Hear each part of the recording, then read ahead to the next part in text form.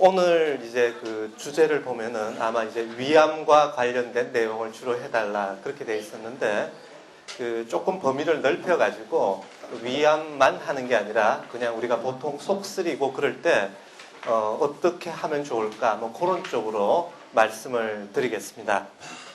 환자를 보다 보면은 저기 외래 이제 앉아 있으면은 여러분들이 이제 불편을 해가지고 병원을 찾아오십니다. 저희는 이제 소화기 내과니까 그 중에 상당히 많은 분이 속이 쓰리다 그렇게 해가지고 병원을 찾아오시는 분들이 많습니다.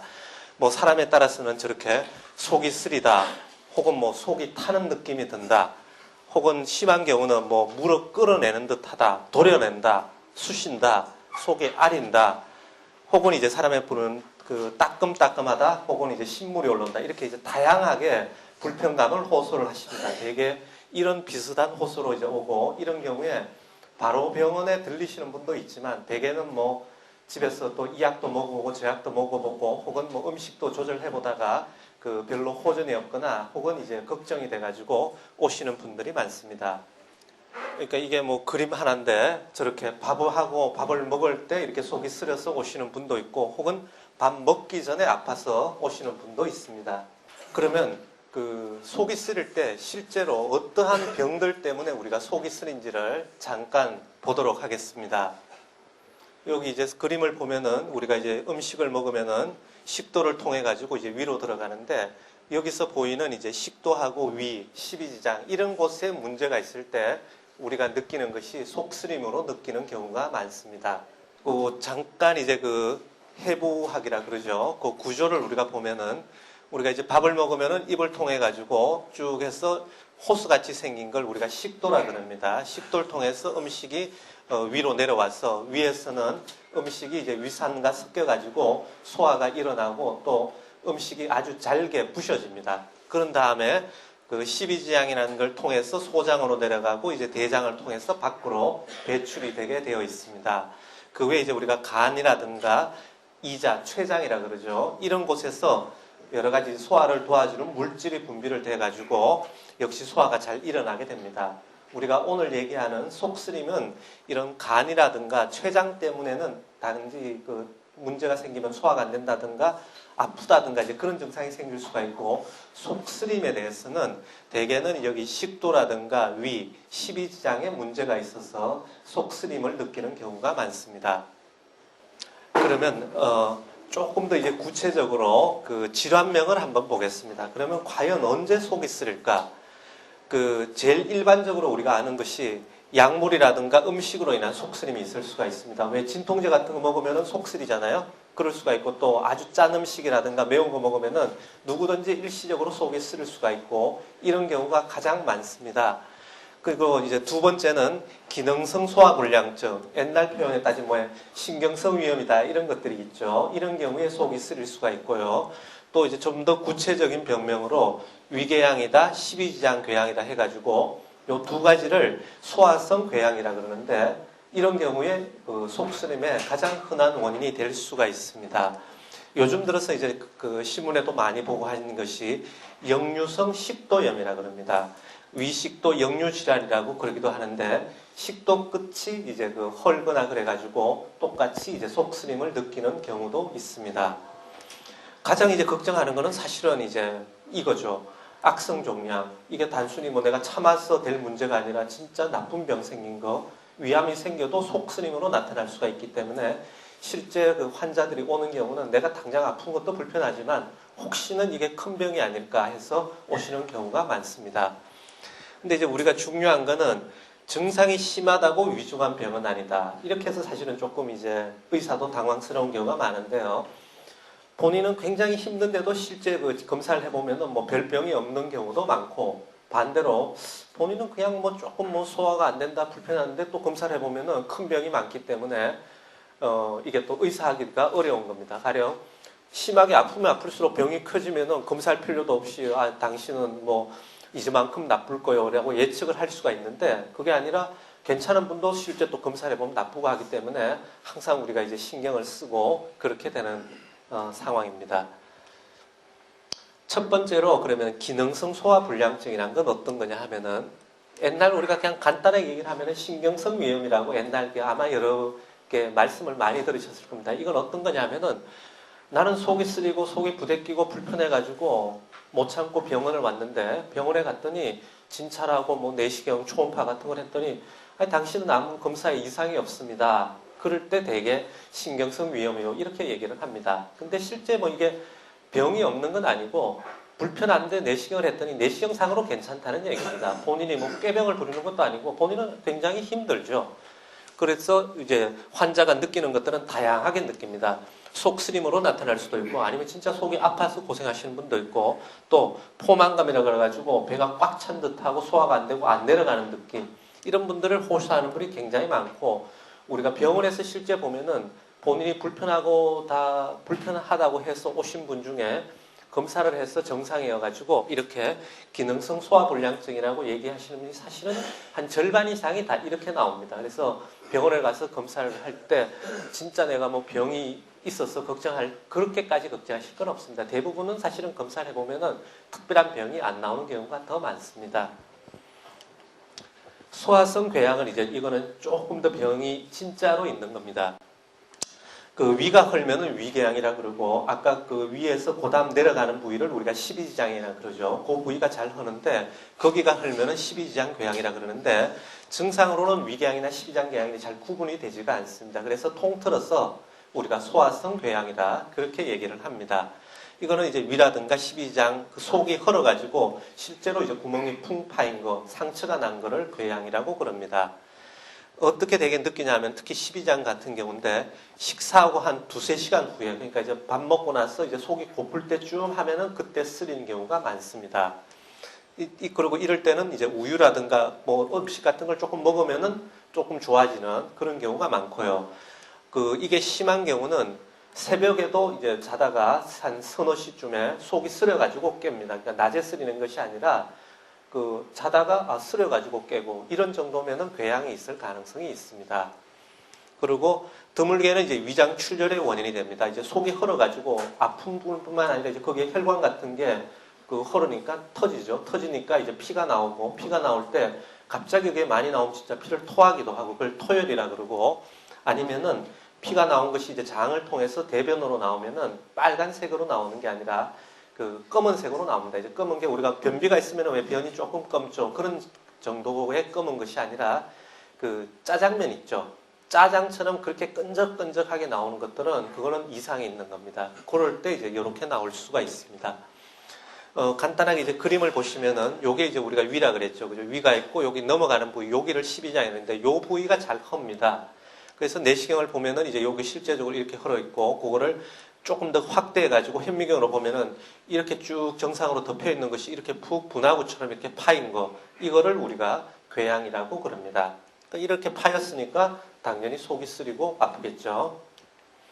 요건 이제 내시경 사진을 검사를 해보면은 요렇게 보입니다. 여기 보면은 이제 요거는 작은 궤양인데 여기가 이제 파여가지고 노랗게 돼 있고 주위가 이제 뻘겋게 부어 있죠. 요런 거를 우리가 내시경에서 보면은 위궤양이라고 진단을 합니다. 요거는 이제 십이지장 궤양인데 모양은 같습니다. 요거 이제 요 동그란 구멍이 이제 위에서 십이지장으로 넘어가는 부위입니다. 근데 여기 보면은 이제 여기 노랗게 꽤 크게 파여 있죠. 그리고 주위가 뻘겋게 부어 있고 그러니까 이만큼 이렇게 푹 파인 겁니다. 그리고 여기 중간에 새까만 건 뭐냐면은 피가 나가지고 피딱지가 묻은 거예요. 그러니까 이게 전형적인 십이지장 궤양입니다. 요거를 이제 우리가 약물 치료를 하면은 요런 식으로 이제 노란 것들이 다 없어졌죠. 치료를 해가지고 요거는 좋아진 사진입니다. 두 번째로 우리가 위식도 역류질환 혹은 이제 간단하게 뭐 역류성 식도염 혹은 식도염이라고 요즘 텔레비에도 많이 나오고 신문에도 아마 많이 나오는 것들입니다. 이거는 어떤 거냐면은 우리가 정상적으로 음식을 먹으면은 식도를 통해서 내려가죠. 내려가서 위로 들어가는데 정상적인 경우는 다시 그것이 식도 쪽으로 올라오지는 않습니다. 근데 그게 식도를 이제 막아주는 그거를 식도 관략근이라 그러는데 쪼임근이라 그러기도 하고 그래서 실제로 우리가 왜 밥을 먹고 나서 물구나무를 딱 쓰면은 물구나무를 쓴다고 해가지고 뭐 위에 있는 게 다시 입으로 나오지는 않잖아요. 그죠? 그렇죠? 그러니까 그런 게 여기를 딱 막아주는 그게 있는데 그게 뭔가 부실하거나 그러면은 보통 때 가만히 있어도 이제 가끔씩 위산이 이제 거꾸로 올라오니까 그 자극을 주는 겁니다. 식도는 위에 비해서 굉장히 약하거든요. 그래서 음식물이 올라올 때 음식물만 올라오는 것이 아니라 위에는 위산이 있거든요. 그 위산이 식도를 자극을 하니까 사람에 따라서는 이제 그러니까 따끔따끔 아프기도 하고 그게 어느 정도 또 지나면은 식도가 이렇게 헙니다. 그거를 통틀어서 우리가 위식도 역류질환, 식도염이라 그럽니다. 옛날에는 사실 이거는 미국 쪽 이런 사람들이 많았고 우리나라는 거의 없는 걸로 알고 있었습니다. 근데 요즘은 이게 비만하다 그러죠. 이제 사람이 많이 살이 찌거나 하면 저게 잘 일어납니다. 그리고 또 음식 중에서도 기름기가 많은 음식을 먹으면은 저 증상이 심해집니다. 그래서 요즘은 우리나라 분들도 굉장히 이거로 고생하시는 분들이 많습니다.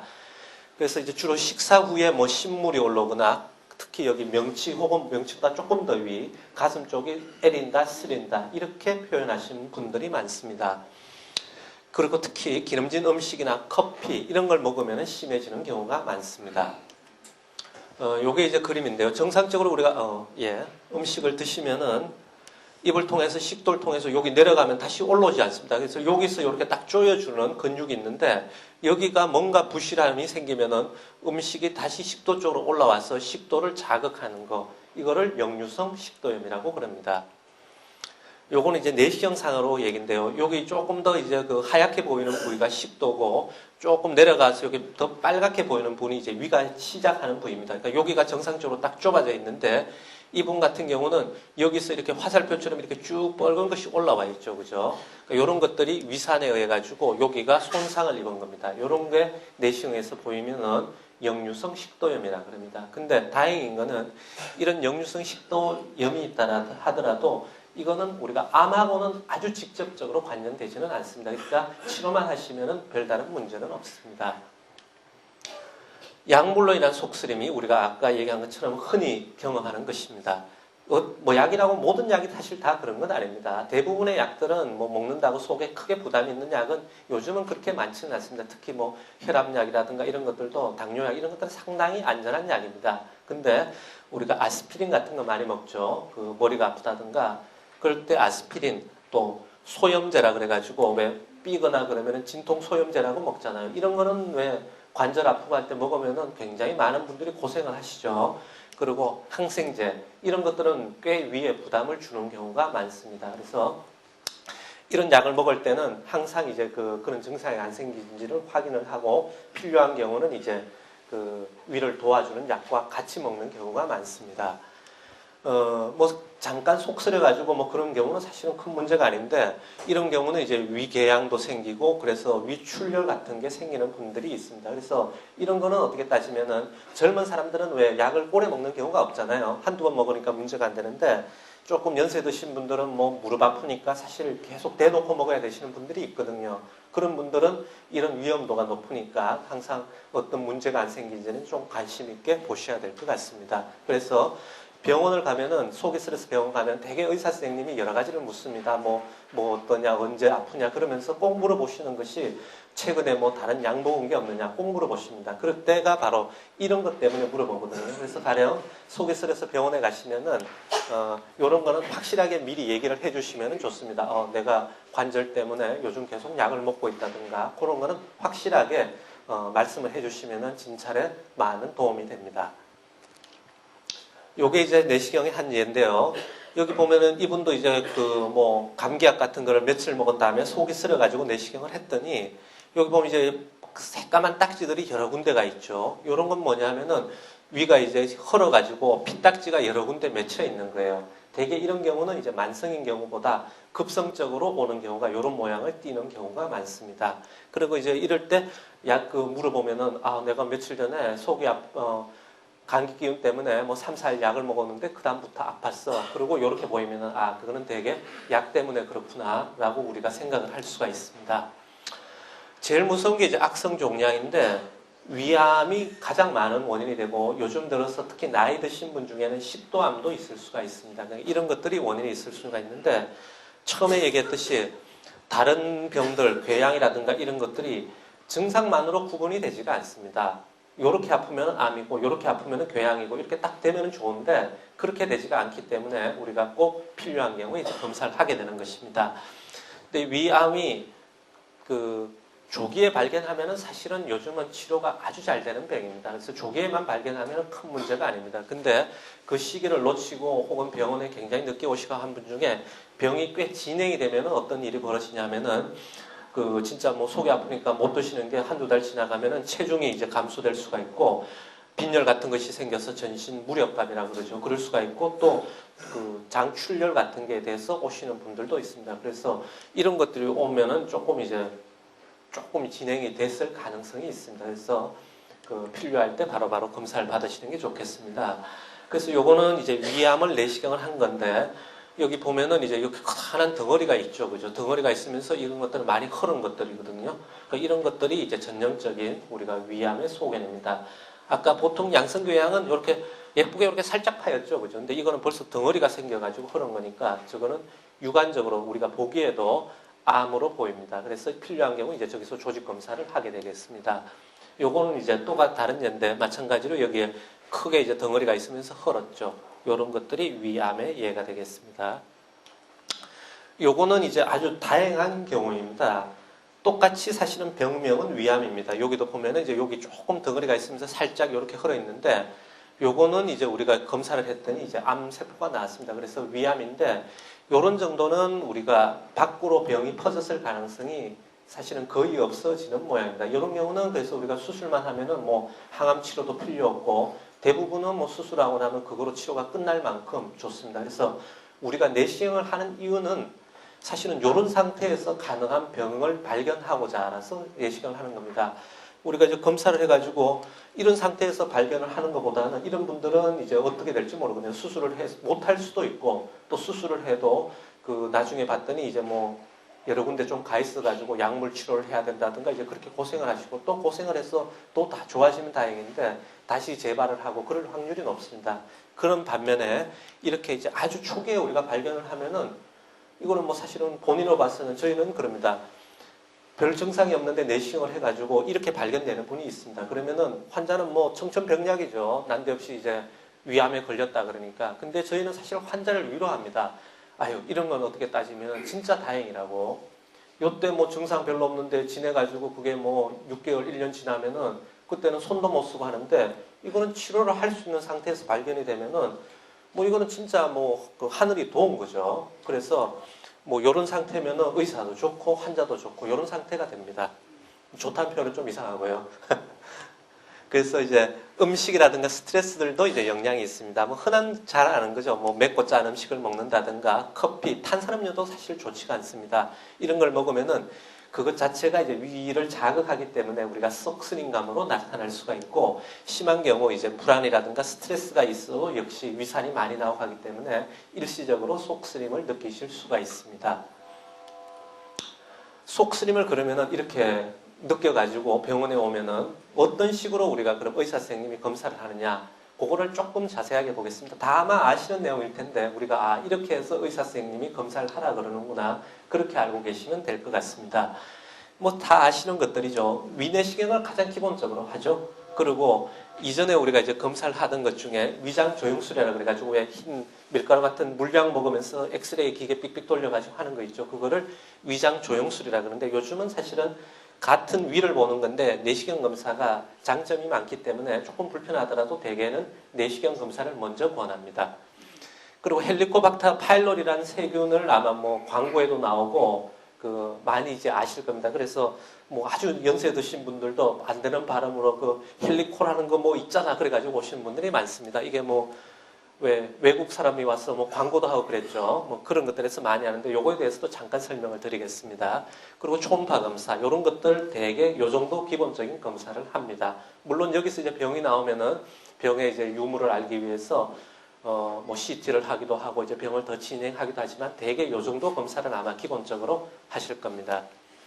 위내시경 검사는 가장 우리가 많은 것을 알 수 있는 검사입니다. 그래서 아까 우리가 내시경상으로 여러 개를 보여드렸죠. 내시경 검사로 소화성 궤양, 역류성 식도염, 위암, 약제 변화 등을 상세히 알 수가 있고 또 필요한 경우에 우리가 그때 살짝 조직 검사를 해가지고 더 정확하게 검사를 할 수도 있습니다. 그러면은 언제 검사를 해야 돼? 요거는 하나 꼭 알아봅시다. 언제 검사를 해야 되냐 하면은 사실 뭐 젊은 사람이 뭐 한 20 먹은 사람이 어제 술 먹었는데 속이 쓰려서 왔다. 이럴 때는 사실 꼭 안 해도 사실 됩니다. 뭐 그런 경우 거의 술 때문에 일시적으로 그랬을 가능성이 많고 그런 경우는 그냥 우리가 거기 맞춰서 약 주고 며칠 약 먹었더니 좋아지면 뭐 그거로 끝나는 거고 그때까지 우리가 굳이 검사를 하라 그러지는 않습니다. 그런데 우리가 가령 뭐 속셈이라든가 구토, 복통 이런 것들이 상당 기간 오래 가면은 그거는 어떤 병이 있는지 검사를 해야 되고 또 아까 얘기한 것처럼 그 흑색변 그런 게 있을 때는 장출혈 같은 게 있을 수가 있기 때문에 그런 경우는 꼭 내시경 검사를 하는 게 좋고 그리고 어떻게 따지면은 그 연세가 드신 분들은 가능하면 하시는 게 좋습니다. 젊은 사람들이 암 있는 경우는 드물거든요. 그리고 궤양이 있다 하더라도 뭐 어떻게든 해가지고 약 먹고 하면 되게 좋아지고 안 좋아지면 그때 치료해도 사실은 큰 문제가 아닌데 아까 말씀드린 것처럼 진짜 병이 있는데 그걸 키우면은 그거는 곤란하니까 연세에 드신 분들은 대개는 검사를 한번 해보시죠. 그렇게 권합니다. 그리고 우리나라에서는 그 왜 보건공단에서 계속 검사도 왜 공짜로 하라고 그러잖아요. 그게 기준이 뭐냐면은 40이 넘으면은 위내시경은 1년 내지 2년마다 검사를 하는 게 좋다. 그렇게 되어 있습니다. 그게 왜 그러냐면은 우리가 지금 오늘 내가 검사를 했는데 오늘 검사했으면 괜찮았습니다. 근데 그날부터 이제 병이 생기기 시작한다고 가정을 했을 때 1년 내지 이제 1년 반 정도 있다가 검사를 하면은 이제 1년 동안 병이 커질 거 아니에요. 그죠? 그때는 우리가 병을 발견을 해도 아까처럼 그렇게 이제 위암이 아주 심하게까지는 되지 않고 대개는 조기 위암에서 우리가 발견을 할 수 있다고 생각합니다. 그래서 그때 치료를 하면 되니까 그래서 우리가 이제 1, 2년마다 하라고 하는 게 바로 그런 이유입니다. 근데 가령 우리가 뭐 검사를 했는데 진단을 해도 치료가 별로 뭐 없으면 검사할 이유도 없는 거죠. 근데 위암은 아까 말한 것처럼 조기에 미리 발견만 하면은 아주 효과가 좋기 때문에 꼭 해보라는 게 이제 바로 저런 이유가 되겠습니다. 내시경 하는 거는 되게 여기 뭐 그림을 그려놨는데 여러분 다 아마 한두 번은 다 해보셨죠? 예. 이렇게 싹 누워가지고 의사 선생님이 이제 요 호수같이 생긴 걸 넣어서 이제 입을 통해가지고 이렇게 관찰을 해가지고 그 내시경을 보는 거거든요. 그래서 이게 실제 이제 환자한테 내시경을 하는 그림입니다. 지금 밖이 밝아서 잘 보이지 않는데 지금 이제 입을 통해가지고 내시경이 들어가고 요게 이제 식도 부위를 그 지나갈 때입니다. 되게 왜 목에 닿으면 내시경을 삼키세요 그러잖아요. 요게 요때입니다. 그러면은 이제 우리가 내시경이 이제 식도 안으로 들어갔습니다. 들어가서 아래로 이제 쭉 내려가거든요. 내려가서 좁아져 있죠. 요게 이제 위가 시작하는 부위입니다. 그래서 이제 위에 처음에 들어가면은 저렇게 분비물이 고여 있습니다. 그래서 우리가 공기를 넣어가지고 위를 펴가지고 아래로 쭉 내려가는 게 되겠습니다. 그래서 내려가면 저렇게 그 튜브처럼 보이고 멀리 이제 조그만 구멍이 하나 보일 겁니다. 그렇게 이제 계속 내려가죠. 여기 구멍이 이제 지나가면 우리가 12장 위가 끝나고 12장으로 넘어가는 겁니다. 이제 여기서 싹 들어가는 게 되죠. 딱 들어가면 이제 여기가 이제 우리가 12지장이라는 부위가 됩니다. 그래서 대개 우리가 위 내시경으로 보는 거는 12지장에 입구해서 요까지 대개 보게 됩니다. 그래서 요게 이제 장이고 그러면서 이제 어떤 데 병이 있는지 각각 사진을 찍고 나오는 게 내시경 검사가 됩니다. 다시 이제 나왔죠. 여기서 이제 사진이 괜찮은지 사진을 찍고 이제 내시경을 돌려가지고 거꾸로 속에서 돌려봅니다. 여기 새까만 기둥이 내시경입니다. 내시경이 내시경을 보는 거죠. 이렇게 휘어가지고 공기를 넣어가지고 각 부위에 이상이 없는지 여기 봅니다. 여기 이제 내시경이 보이죠. 내시경이 이렇게 들어와서 거꾸로 자기가 자기를 보는 겁니다. 그래서 각 부위별로 뭐 어떤 병이 없느냐 공기를 넣어가지고 이쪽 저쪽 우리가 살펴봅니다. 뭐 이때 환자는 좀 꺽꺽대고 힘드시겠죠? 그래서 다시 이제 이쪽을 보고 여기가 뭐 헐었는지 어떤 데가 없는지 우리가 이렇게 관찰을 하는 겁니다. 이분은 특별히 병이 없으신 분입니다. 그래서 각 부위별로 다시 한번 보고 괜찮은지 사진을 찍고 그러니까 여기서 이제 어떤 헐은 게 있으면 이제 거기를 더 자세히 보고 필요하면 조직 검사도 하고 그렇게 하겠죠.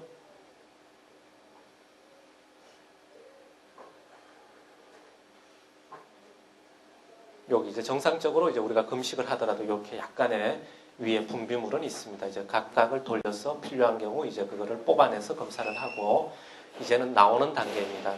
나오면서 다시 한번 병이 있는지를 보게 되겠습니다. 다시 이제 사진을 한 장 찍고 쭉 나옵니다. 이렇게 나오면 이제 여기가 다시 좁아져 있죠. 여기가 이제 다시 식도가 시작이 되는 겁니다. 그래서 정상적으로 여기가 이렇게 딱 좁아져 있거든요. 그래서 음식물이 다시 돌아오지 않습니다. 여기에 병이 많기 때문에 우리가 자세히 한번 찍어보는 거고, 이제는 그냥 호스같이 생겼죠. 다시 식도를 통해서 나오는 겁니다.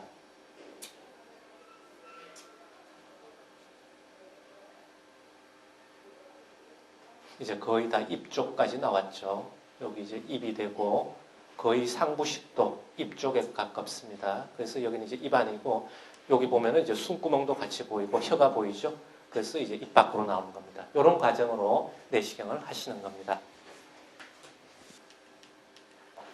자, 그래가지고 내시경은 조금 더 그 시간을 가지고 설명을 조금 드리겠습니다. 그러면은 다들 대개는 아시는 걸 텐데, 수면 내시경과 그러면은 일반 내시경이 뭐가 다르냐, 그거를 간단하게만 설명을 드리겠습니다. 수면 내시경이라고 사실 이름을 붙였는데, 그렇다고 완전히 이렇게 코를 졸면서 조는 건 아닙니다. 그건 어떤 거냐면은, 내시경을 하는 기계나 방법은 그 우리가 말하는 일반 내시경하고 똑같습니다. 아까 같이 똑같이 하는데, 환자에 따라서는 너무 왜 이렇게 좀 긴장하기도 하고 꺽대니까 힘들기도 하니까 저희가 이제 약간 그 진정시키는 주사를 드리는 겁니다. 그래서 잠자기 직전에 이렇게 딱 해가지고 좀 몽롱한 상태에 있죠. 그 상태에서 이제 약을 들여가지고 그 하는 것이 수면 내시경입니다. 그래서 물론 환자에 따라서는 이제 조금 더 수면이 되면은 딱 하고 나면은 내가 안 한 것 같기도 하고 이제 그런 분도 있고, 또 어떤 분들은 수면했는데 본인이 처음부터 끝까지 다 기억하시는 분도 있습니다. 근데 이제 조금 이제 진정이 되니까 환자도 마음이 편안해지고 이제 그렇게 하는 게 수면 내시경이고,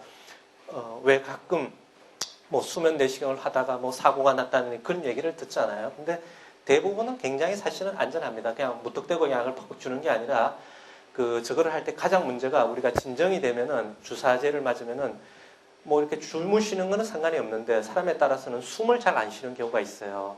우리가 보통은 사실은 의식 안 하고 숨을 쉬잖아요. 근데 저런 진정제를 맞으면 다른 약도 마찬가지입니다만은 숨을 쉬고자 하는 노력이 조금 줄어요. 근데 이제 그거를 가령 뭐 모르는 상태에서 약이 너무 많이 들어가면은 숨을 안 쉬고 계속 있으면 사람이 견딜 수가 없잖아요. 이제 그래서 어쩌다가 사고가 나는 건데, 요즘은 대부분의 병에서 그 검사를 할 때 이렇게 뭘 체크를 합니다. 그래서 숨을 쉬는지 안 쉬는지를 체크를 하거든요. 그래서 그게 이제 뭐 보통 사람이 98이라 그러면은 90까지 떨어지면은 이제 문제가 되니까 90 정도 떨어질 것 같으면 이제 환자를 깨웁니다.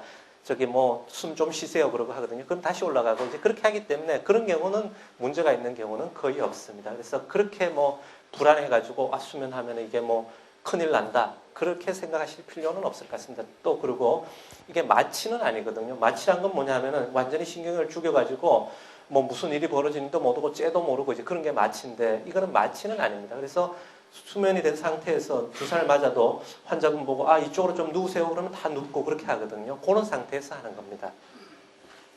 그리고 이제 경비 내시경이라고 요즘 이제 나오는데, 저희 병원에서 꽤 요즘은 많이 합니다. 간단하게 얘기하면 이제 코로 하는 내시경입니다.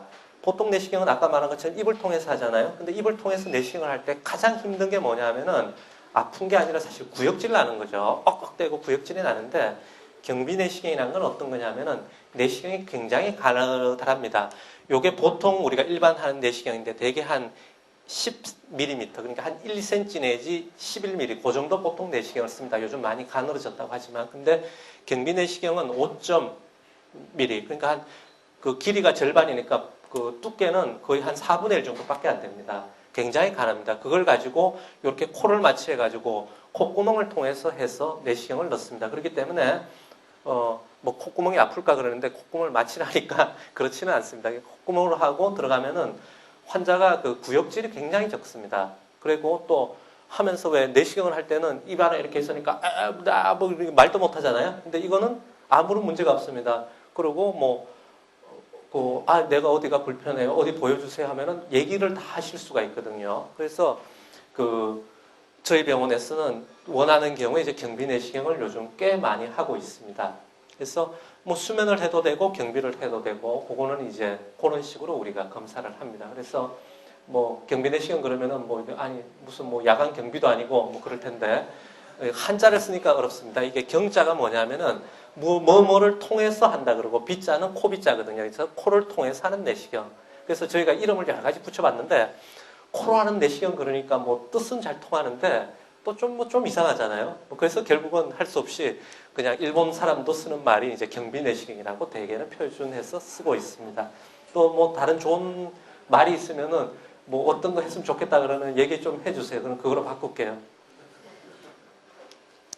그 위장관 조영술은 이제 요게 그 한 예인데 아까 말한 것처럼 이제 물약 같은 걸 쫙 먹어가지고 그 물약이 쫙 내려갈 때 엑스레이를 찍어가지고 요건 이제 식도죠. 이제 다들 아시죠? 식도고 여기 이제 물주머니 같이 생긴 게 이제 우리가 위죠. 그러니까 이렇게 해가지고 여기가 흘렀는지 이런 걸 보는 겁니다. 옛날에 사실은 이제 구역질이 없기 때문에 많이 했는데 상대적으로 여기는 이제 뭐 큰 병을 알기가 사실은 어렵거든요. 병이 아주 큰 덩어리가 있다든가 아주 깊게 파이면은 쉽게 알 수가 있지만 조그만 변화들은 아무래도 내시경보다는 발견을 하기가 어려운 경우가 많습니다. 그리고 여기서 또 이렇게 실제적으로 위가 헐면은 다시 내시경을 해가지고 조직 검사를 해야 되니까 또 내시경을 해야 되니까 아예 처음부터 내시경을 하는 경우가 요즘은 더 많습니다. 헬리코박터 파일로리는 뭐냐면은 그 위벽에 붙어가지고 삽니다. 세균이. 그래가지고 이거는 우리나라 사람들은 이제 연구를 해보면은 특히 이제 성인 같은 경우는 거의 뭐 한 절반 이상 50에서 한 70%는 다 균이 있는 걸로 돼 있어요. 그러니까 여기 분들도 대부분의 균이 있다고 보는 게 사실은 맞습니다. 이건 되게 어릴 때 감염이 되는데 그러니까 우리나라 사람들은 대부분이 가지고 있다. 그렇게 알면 되고 그래서 왜 이게 중요하냐면은 이거에 이제 균이 있는 사람들 중에 그 위궤양 12장을 일으키는 경우가 있습니다. 균이 있다고 꼭 궤양이 일으키는 건 아닌데 그 중에 일부분은 궤양이 생기는데 옛날에는 우리가 위궤양이 왜 생긴지를 몰랐거든요.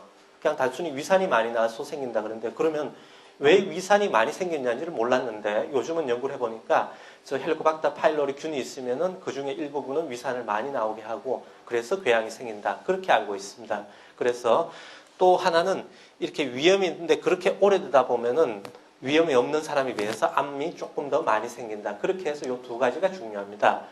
근데 그러면 모든 사람이 검사를 해가지고 그 균을 없애야 되느냐? 그런 건 아닙니다. 그건 어떤 때냐?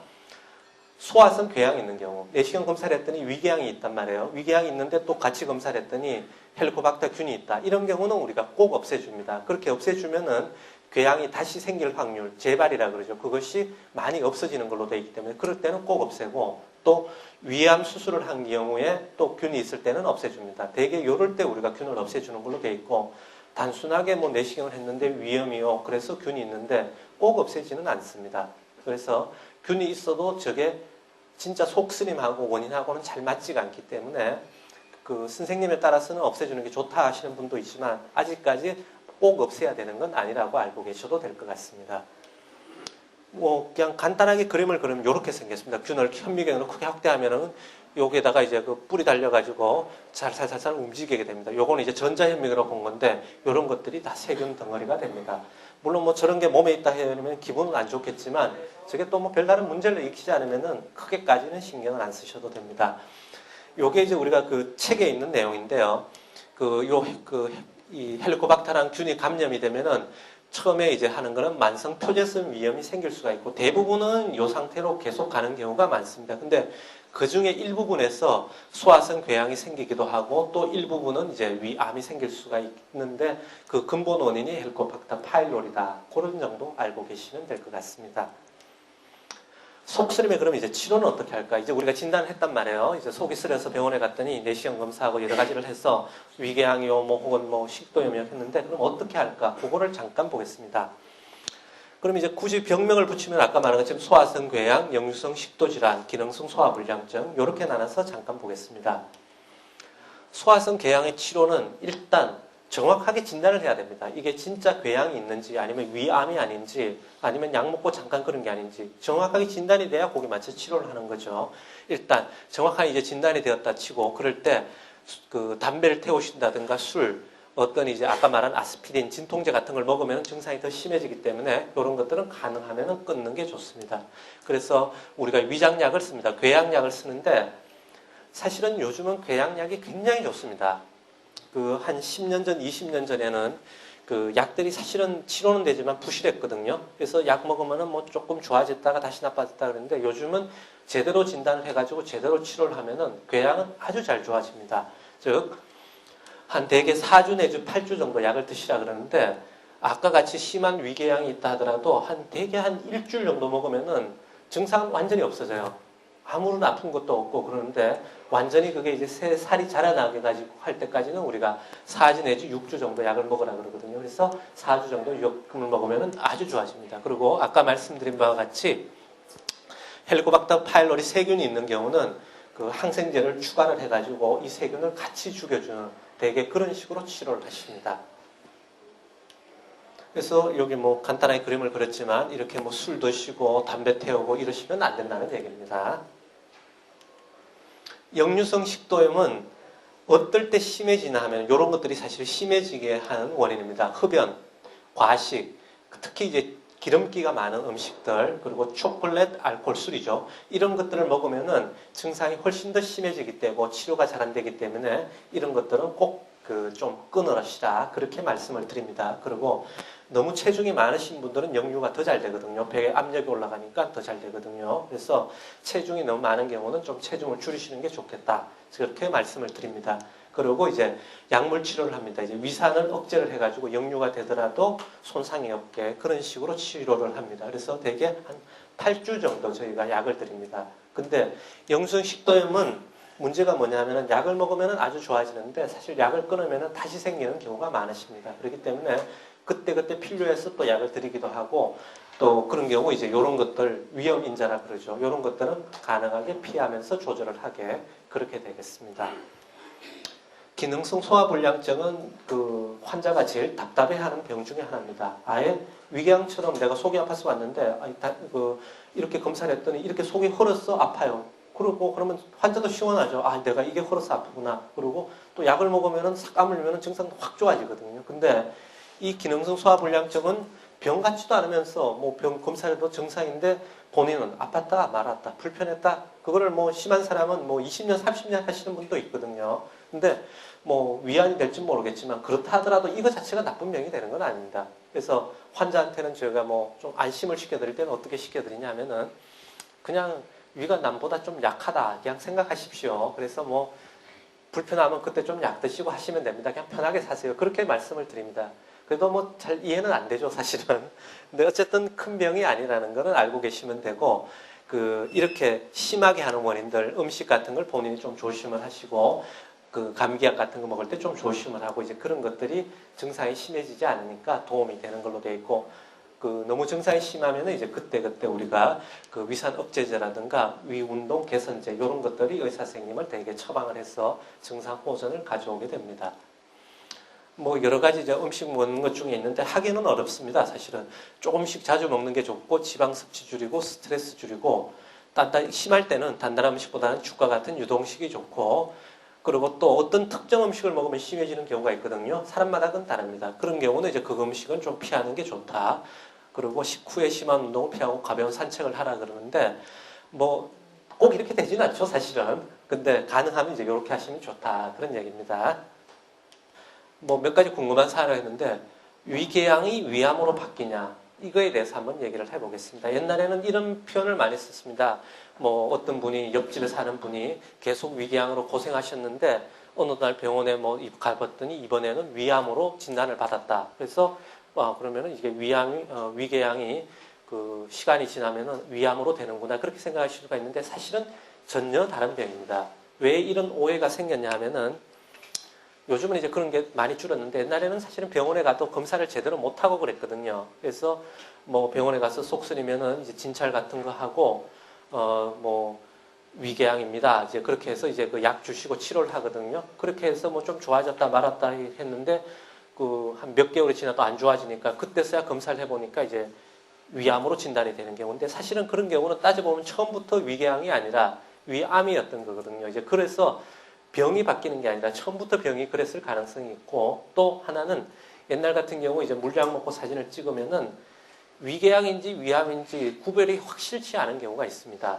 모양이 똑같거든요. 결국 헐어가지고 뭐 덩어리인데 그게 아주 덩어리가 크면은 이거는 위암에 더 가깝다고 생각을 하고 아니면 살짝 그런 경우는 이거는 위궤양이니까 위궤양 치료를 합시다 그랬는데 역시 마찬가지로 이제 그런 게 구분이 잘 안 돼서 그렇게 오해를 하실 수가 있습니다. 또 두 개의 증상이 똑같고요. 다 쓰리고 속 아픈 거니까 그래서 뭐 나는 위궤양으로 평소에 고생했는데 나중에 위암 진단 받았다. 그렇게 되는 겁니다. 그러니까 위암이 위궤양이 위암으로 바뀌는 건 아니고 다른 병인데 증상이 똑같으니까 필요한 경우에 제대로 검사를 받으셔야 된다. 그거를 이제 강조를 드리겠습니다. 그리고 요즘은 이제 이거는 많이 아시고 이런 말씀은 많이 안 하는데 아직도 이제 이런 말씀을 하시는 분입니다. 위암은 수술하면 더 빨리 진행이 돼서 돌아가시더라. 이런 얘기는 많이 하고 그래서 아직도 시골에 계신 분들, 할아버지들 같은 경우는 이제 아유, 어떡합니까? 이제 위암이 됐습니다. 근데 지금 수술하면 좋겠습니다. 그러면은 몸에 칼 대면은 이제 암이 더 빨리 자란다. 그렇게 얘기를 하십니다. 근데 이거는 확실하게 우리가 말씀을 드리는 거는 왜 이런 일이 벌어졌느냐? 실제로 보면은 이런 비슷한 거를 당하신 분들이 있거든요. 근데 이제 그거를 옆에서 관찰을 해보면은 옆집에 누구가 이제 암으로 진단을 받았는데 수술을 했더니 수술하고 나서 이제 2달 만에 돌아가셨다. 이런 분들이 있으니까 가만히 뒀으면 더 오래 살으셨을 텐데 그렇게 얘기를 하십니다. 이건 어떤 얘기냐면은 우리가 아까 말한 것처럼 아주 초기에 발견이 된 경우는 수술해가지고 좋아지면은 그걸로 끝이거든요. 그러니까 그거는 말도 안 되는 얘기인데 저렇게 병이 크게 진행된 경우에 우리가 할 수 있는 유일한 거는 수술을 해가지고 다행히 잘라내가지고 하면은 좋으신 분들이 있거든요.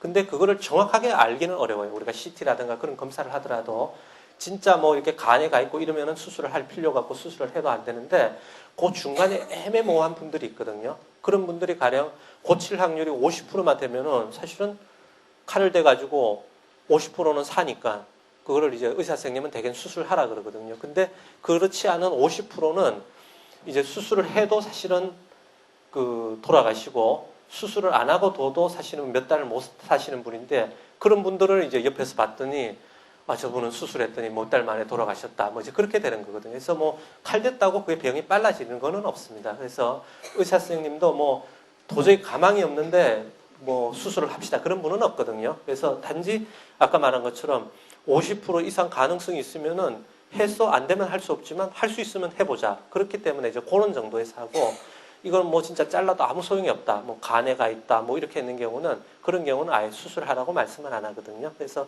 이런 게 이제 일반적으로 우리가 오해할 수 있는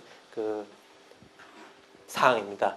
그리고 또 마지막에 하나인데 위암은 그러면 유전이 되느냐? 요거 그러니까 우리가 가령 아버님이 옛날에 위암 수술을 하시면은 그 가족은 어떻게 되느냐 이건데 위암 중에 일부분은 유전하는 경향이 있습니다. 근데 그게 가령 아버지가 암이면은 아들 밑에 아들이 꼭 암에 걸리고 그런 정도로 심한 유전은 아니고 보통 10,000명 중에 아닌 사람은 가령 1,000명 중에 1명이 걸린다 그러면은 가족력이 있으면 1,000명 중에 한 5명이 걸리는 그런 정도입니다. 그래서 아버님이 위암이라고 내가 꼭 걸려야 되는 그런 건 아니고 단지 남보다 조금 확률이 올라갈 수는 있다. 이제 그런 게 하나가 있고 두 번째는 유전이란 건 뭐냐면은 이제 피를 통해 가지고 사실은 이제 그렇게 하는 건데 그런 게 아니라 위암이 잘 걸리는 확률이 있습니다. 가령 이제 특히 탄 음식을 먹는다든가 음식 같은 게 있을 수가 있고 또 헬리코박터 같은 것도 원인이 있을 수가 있는데 이런 것들은 사실은 가족은 똑같은 환경에서 사니까 어릴 때부터 같은 조건에 노출이 되니까 헬리코박터가 걸려도 똑같이 걸렸을 가능성이 많고 그렇기 때문에 유전처럼 볼 수가 있습니다. 그래서 부모님이 암에 걸렸다고 해가지고 내가 꼭 암에 걸리는 건 아니지만 그런 경우는 이제 조금 더 관심을 가지고 아까 말한 것처럼 1, 2년에 한 번씩 내시경을 해보는 정도 그 정도로 알고 계시면 될 것 같습니다. 그러니까 그렇게까지 스트레스를 먹을 건 없는데 단지 그냥 검사하라는 대로 스케줄 따라 하시면은 크게 걱정은 안 하셔도 될 것 같습니다. 감사합니다. 예.